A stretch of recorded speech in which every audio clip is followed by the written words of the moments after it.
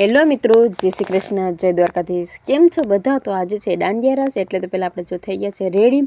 પછી તો ગેટ ઉપર આમ પેલા ફોટા પાડવાનું કામ કર્યું અને ક્રિશીભાઈ જો આવ્યા ભેગું ખુરશી ગોઠવવાનું કામ કર્યું. કાડાવડ્યું નથી ને કે હરખી કરી દઉં છું. ત્યાં તો જો થોડી વારમાં એન્ટ્રી પણ ચાલુ થઈ ગઈ છે. તમને બધાને એન્ટ્રી જોવાનું તો આપણે બધાને મજા આવતી જ હશે. 2 જ બુલેટ નથી, ઘણી બધી બુલેટી છે અને 2 4 વ્હીલ છે. કેમ કે ભાઈ બહેનના લગ્ન છે ને એટલે 2 4 વ્હીલ રાખી છે.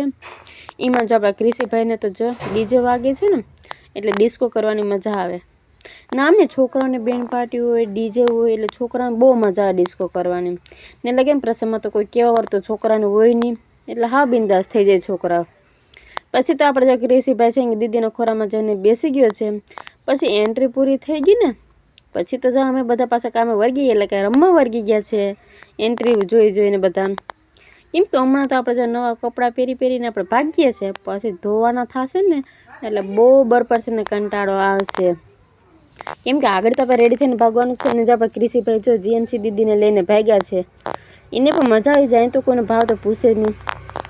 પછી તો આપણે જો સાદું રમીને બધા થાકી ગયા. પછી તો બધા જો સ્ટેપમાં આવી ગયા.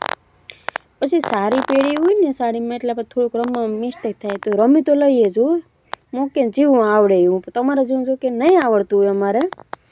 પછી જેમાં જો આપણી દેરાણી જેઠાણી છે, આપણે કાકી સાસુ છે, નણદુ છે, છોકરી છે, એટલે કે આમ બધા જો વાળા ફેમિલી છે.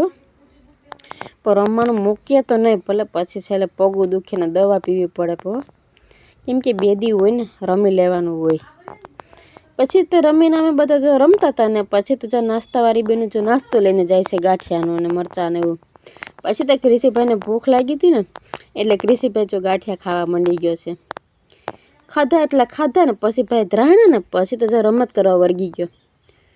તો અમારો આજનો વ્લોગ કેવો લાગ્યો એ જરૂરથી કમેન્ટ કરતા રહેજો અને અમારી ચેનલને સબસ્ક્રાઈબ કરવાનું ભૂલતા નહીં. તો મળીએ આપણે આવતા વ્લોગમાં.